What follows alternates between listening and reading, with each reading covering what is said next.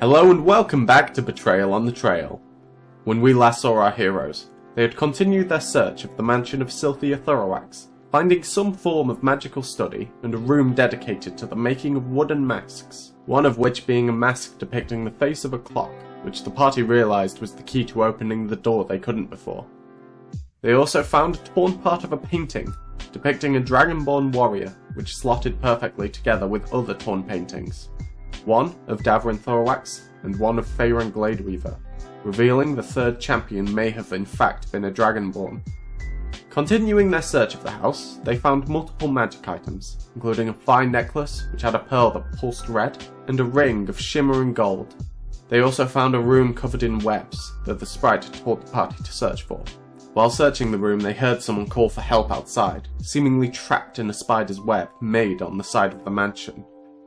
3 went to help, but it was a trap. The person dragged 3 onto the webs and revealed themselves to be a drider ready to go for the kill. And that is where we are going to continue our adventure. At least it would be, however the first few minutes of this week's episode has been lost because of technical difficulties. But don't worry, a friend of ours has put something together to ensure you're not missing out on any of the story. Hello and welcome to Marie's Technically Difficult Story Time. In this theatre, we will be performing for you the 30 seconds or so that we lost of footage at in the middle of a fight, very important fight. And hopefully it will recap exactly what you are looking for. Goodbye. 3 was like, oh my god, I mean, it's spider's web. And then the drider was like, I'm going to kill you. And then 3 was like, oh my god, please, no. And then ran off. And then Cabal was like, hello, you're crazy. And then the drider was like, I'm going to shoot you. And then 3 was like, nah, no, man. And then it shot the arrow back at the drider, but the drider was like, nah. And then the drider shot Arabella, and Arabella was like, blah. And then Cabal shot bees out of his mouth. And then the drider was like, these are bees. Why are they bees? Stop! And the Cabal was like, I'm going to kill you, Arabella. And the drider was like, stop! Why are they bees? I hate bees. No. And that was my story time for you people. I hope you liked it. If you didn't, that's alright. And back to action. Back to your regularly scheduled programming. Thank you very much. Healing word. Cool. So that is going to give you, yes, 4 plus, so 8 points of healing back. That's like half my hit points. Nice. I feel great now. Cool. That is me. That is everything that I can do. Amazing. So that brings us to Marie. Okay. Can I hop up the wall above? How far from the top of the door frame to the ceiling is it in this specific room? And would I fit in that? That is because this is quite a high roofed room, so it is another like 15 feet upwards. Oh, okay. I'd like to just kind of hop up to the side of the doorway, drop down so that my head peeks out of the doorway. Yeah. And just and cast Bane on it. Beautiful, yeah. At first level, so and that's just a charisma saving throw, please. Charisma. Below, please. 9. Hell yeah. Okay, so any attack roll or saving throw, you have to roll a d4 and then subtract that number from whatever roll you do. That's going to help. That's amazing. And then I'm just going to pop my head back in and just be like, keep going. I don't know. And just like move up like a harmonica to my chest, just kind of panting. Yeah, cool. So you're now just like in the top corner of the room, just hoping this drider doesn't see you. Yeah, pretty much. Yeah, amazing. So that brings us to Arabella now. So it's got disadvantage on saving throws? Not disadvantage, minus a d4, so... Yeah. I go and sort of copy what Marie did then and stick my head out of the hole so I've got line of sight. Yeah, just poke out.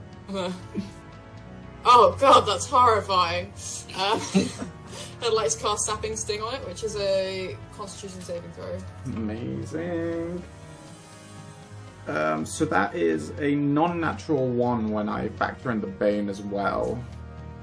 That will fail, which means it takes 1 necrotic damage and is knocked prone. Ooh. Yes, sir. What does that mean? That's amazing. Yes. Yes. So this drider kind of loses its footing, its legs becoming weak, and it collapses in on its own web. The weight of it kind of like making it tear a little bit from the adjoining wall as it kind of swings and then slams into the side of the building, kind of a little bit tangled in its own webbing. It regains footing on the other side of the mansion and stares daggers at you from where it now is. I'm also going to roll I don't know. a little bit of fall damage for that. I don't know how much of my movement was expended getting to that hole in the wall, but can I back away from where it was with the remainder of my movement, which is only like 20 feet? Yeah. Can I flip it off as I go, just like walk backwards? Like... Yeah. Also, I forgot to roll Janet into the initiative, but I'm 100% saying that for this round she would have just followed 3 and not done anything to assist. Thanks, Jan. That brings it back up to 3's go at the top. Cool. You're currently by the door. Your friends haven't made it quite as far into the room as you have, but you did just watch this spider fall from the side of the building. Yeah, I'm gonna immediately kind of turn back around and run back to where the spider is, and then start attacking it. Now that's going to be difficult because it is about 5 feet down now on the side of this building with its web destroyed from where it fell into it. You always have your darts as well, of course, but... Okay, there's no way I could, like, that sounds risky. Let's not do that. You could always climb your way down the web like a ladder and try and hit it from there. No. How far is the drop, if that was to go wrong? So you're on the 2nd floor, so it would be about 40 feet because this is a very tall roofed building, but... Okay, that could be potentially fatal. I'm not going to do that. Yeah, would I be able to get an angle on it with a dart from here? Yeah, I would say it's essentially like dropping darts down on this dude. Yeah. I think I just get a single attack if I attack with a dart. Oh yeah, because your follow-up would have to be unarmed, wouldn't it? Yeah. Did we say it's a bonus action to drink a potion, or are we still doing full action to drink a It's potion? bonus action for this campaign, yeah. Okay. I'll throw a dart at it with my main action then, and then I'll drink a potion with my bonus action afterwards. So that's a 21 to hit with the dart. That hits, yeah. Sweet. So that is 6 points of piercing damage. Amazing. And then, yeah, I'm gonna drink my potion of healing, which is 2d4 plus 2. That's 8 points of healing. Amazing, yeah. Cool. And that's me. Are you staying put this time?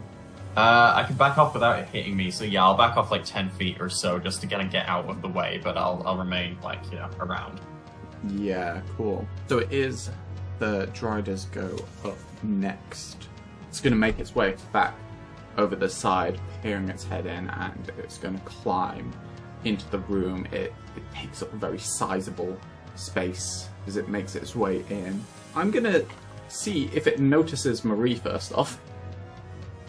Seeing as you're in the top corner. It's going to look around you all, and then it's a pretty nifty trick you've got, and turn its head upwards, and it is going to continue up the wall and take a swipe at Marie. Yeah, it's not nifty. 13? Just hits. Yeah. Oh no! AC's 13. So it is wielding its longsword two-handed now, so it is going to be 7 damage as it flashes across you. And it's going to take its second attack against you. Mm-hmm. That is a 7 to hit. That don't hit. Yeah. And it is going to get frustrated, and it is going to move in, and it's going to try and bite you. No. Minus- With its like drow teeth, or like with its like. With its drow teeth, yeah. But it has Right, like okay. it has kind of like very spidery teeth even in its mouth, kind of like these very small, pointy fangs. Oh. And that is like 15 to hit, even with the bane. That hit. Cool. So it is going to do 1 piercing damage Boy. Okay. plus 9 poison damage. Ooh.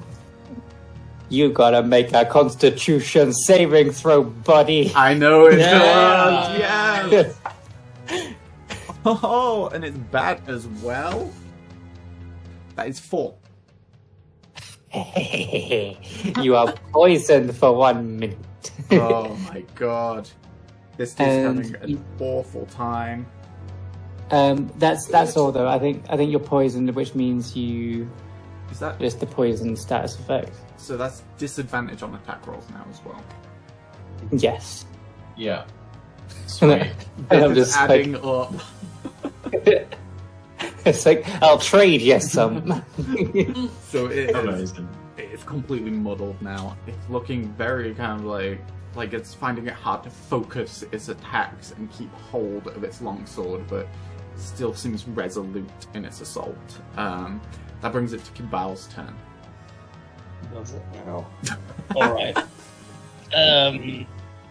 So I think the bonus action, I'm going to throw out a cure wounds to Marie, and just be like, "Steel yourself, Miss Gronway," and that I'm trying.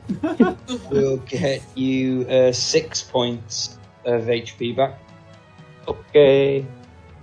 And then for my main action, I'm going to tap the staff on the floor and just be like, "Be careful of the wings. Show them what you think of spiders." And I'm going to expend 4 charges of my Staff of Insects to summon Bee Squad. Yeah. And 5 giant bees will pulse out of it. And now it's their turn. Amazing. So B Squad are going to fly up, surround him, and each of them is going to take an attack. So let's see how we go. So that's a 22, That hits. a 9, Misses. a natural 20, Hits. What? an 8, which doesn't hit, and 6, which doesn't hit. So 1 hit and 1 crit. Yeah. He is going to take 12 points of piercing damage Amazing.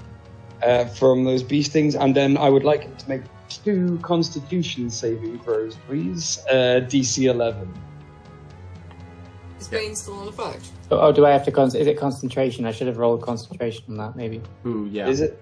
Is Bane? It is, yeah. Hold on, I'll do that. I took quite a lot of damage as well. Well, Yeah. that was a 6 on the first one. Fuck. So, Yeah, Bane's gone then. Bane's gone. Alright. So the Bane's gone, so I shall give this a roll. So the first one is a 22 on Constitution. That's a save. The second one is a 10. That's a fail. Nice. So you are going to take 9 points of poison damage from the one you failed, and 4 points from the one you saved them. That's amazing, yeah. And then, yeah, B Squad will hover in position, having made these attacks, Mm-hmm. ready to react. Yeah. Yeah, that's Cabal. So that brings it to Janna's turn, who was originally ran alongside 3 to the exit, but sees that people are now kind of engaging in combat and just kind of mumbles to herself, This is not going to end well, and she kind of sprints forward a bit, pulls an arrow out, and as she does, it seems to kind of like pulse with a kind of light purple energy, and she lets it fire towards the drider.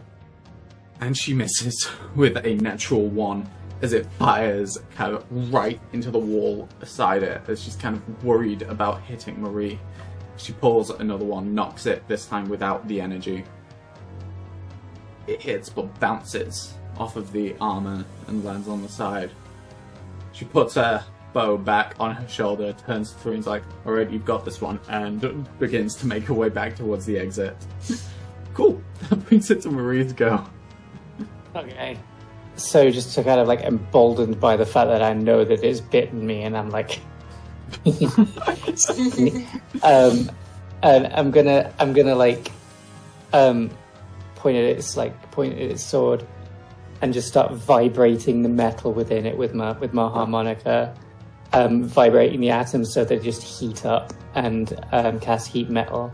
Drop that sword if you roll bad, please. That's Constitution saving throw, please. That is a 9. Get dropped sword. That's also 13 points of fire damage. Oh god, that is nasty. So yeah, the sword drops down about 10 feet and sticks into the ground below. It is near defenseless now at this point, other than its longbow. Okay, and I'll just like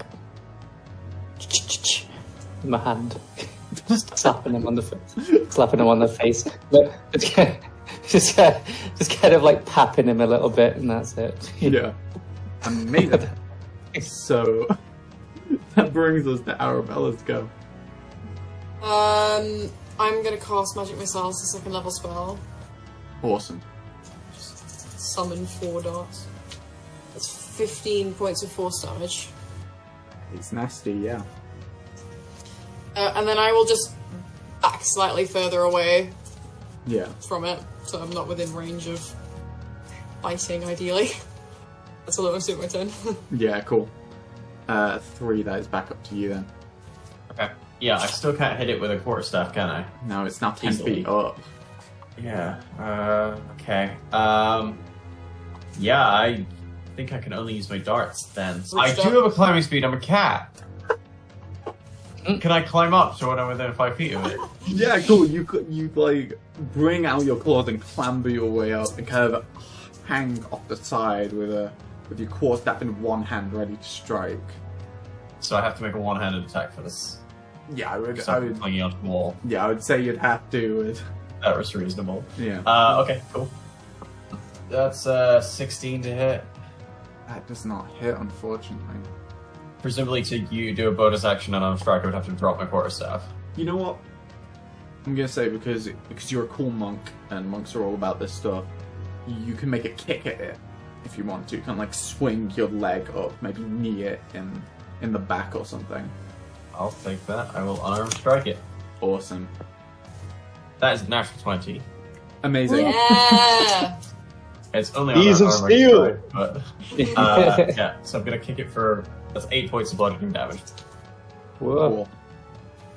Is that the end of your go? Yeah, I'll just stay where I am, hanging onto the wall. So that brings us to the drider.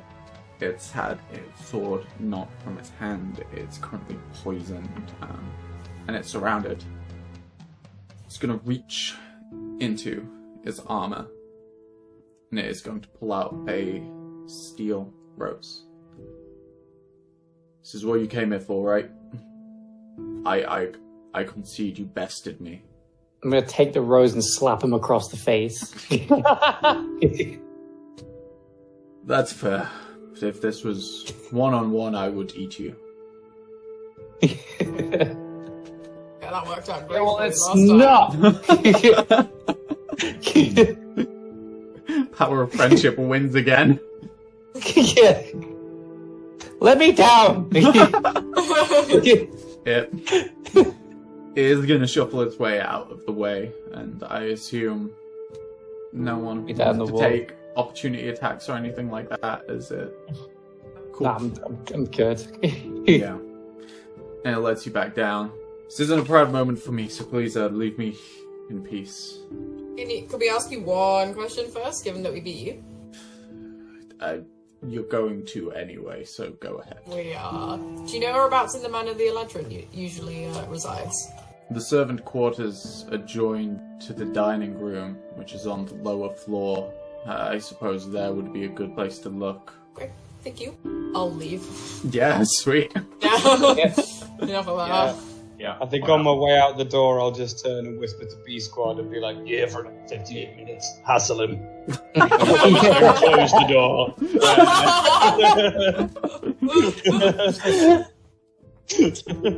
You just hear muffled, just like, "Oh, for fuck's sake!" You have successfully earned your first of 2 roses, and you come out again into the same corridor that leads back into the Grand Hall. Do we have a following plan of action? I don't know about you guys, I could do with like a nap, yeah. Yeah, really. 8-hour-long nap. Yeah. Absolutely. There was that really nice bedroom. Let's barricade ourselves in there. Yeah. I'm game. Assuming you left the mask on the pedestal, it'll still be open. Yeah. Could we like pick up the mask as we're going through the door and then shut the door behind us? Yeah, of course. Wait, then will we be able to lock get yourself in forever. We'll figure something out. Yeah. We'll just bellow time loud enough, and the shelf will hear us. Yeah. You make your way in. Are there any specifics to the rest, or we skip? Is there an ensuite?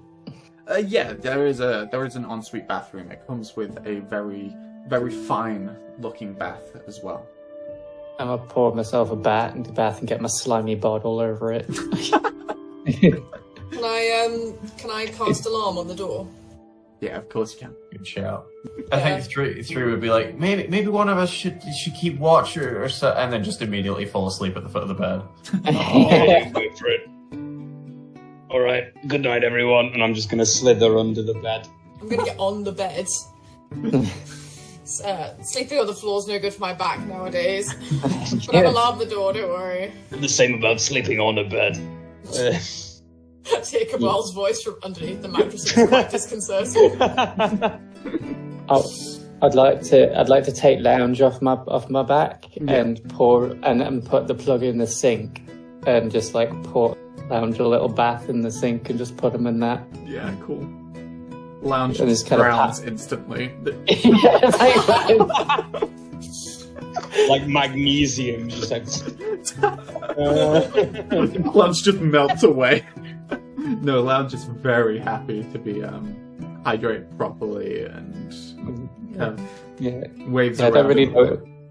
Didn't really read the pamphlet on how to look after this little shit. So yeah, do you have any salamander food, by the way? Do we have a ready supply of small insects? Yes, we do. Yes.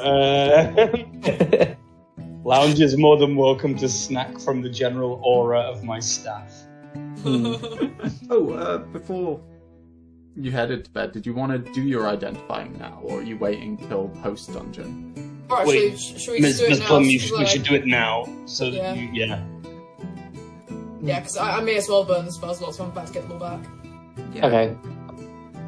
Yeah, I'll fast identify twice then. Yeah. Wrap myself in a towel and just kind of sit like on the edge of the bed.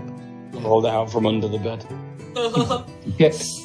So, would you like me to read the items aloud, or would you like me to send them to you? You can read them aloud. I'll tell the party. Yeah, cool. Mm-hmm. The little necklace is the equivalent of an amulet of health. It is a necklace that, when worn, it instantly boosts your constitution score up to 19. Damn. The other one is a ring of spell storing. It is a ring that specifically, anytime a caster may place their hand on it and cast a spell onto the ring. The spell doesn't take effect, but you do lose that spell slot. But the spell is stored inside the ring for the wearer to then use at a later point in time. It can store a maximum of 5 levels. That can be 1 level 5 spell, 5 level 1 spells, or any other thing in between. And you can tell it currently has counterspell inside it. Helpful. You know how many bees I could fit into that? That's a good item. Do we know what level a counterspell is? Is it just 3? Oh yeah, it's the base level counterspell. They're still huge. Yeah. That's amazing, says Cabal, slowly withdrawing the... Oh, no, that's brilliant. Imagine what we could do with that ring. Cabel's already got the necklace. He's under the bed. He's just like... 3 is just fast asleep for this. Also of note, though, both of these magical items require attunement. With the ring specifically, though, anyone can cast the spells into it, but one person has to be the user of those spells. Who wants it? I have the most spell slots, so it would make sense for you or Cabal to have it. I mean, I'm easy. I wouldn't mind it. I feel like we should play a game of cards for it or something. Rock, paper, scissors. Yeah, alright. I would like to use the mold earth scroll that we got to cast the biggest rock. That's gone forever now. I think one of you should take it for now. Take it then, Marie. With its counterspell use. I'll gladly take that. Yeah, she'll have to attune to it, but that's fine. It's alright. I'll hold it above myself whilst when I get in my bath again and just sort of hold it attuned to it whilst sleeping, hand raised. If any of you feel like you need it at any point, just let me know. Oh, I'm easy. Cool. With that, I assume you all have a nice long sleep. Yeah. I think just before he goes to sleep, Cabal is going to take the necklace, the health necklace, and reach out from under the bed and tap Arabella awake. You're already fallen asleep. You see a strange green hand just making its way through the shadows. Or holding like a red glowing pearl. My dream is a nightmare. Which I will then just drop next to you and withdraw. Can I whisper thank you to Cabal and Silver? Yeah. I'll put the necklace on. So,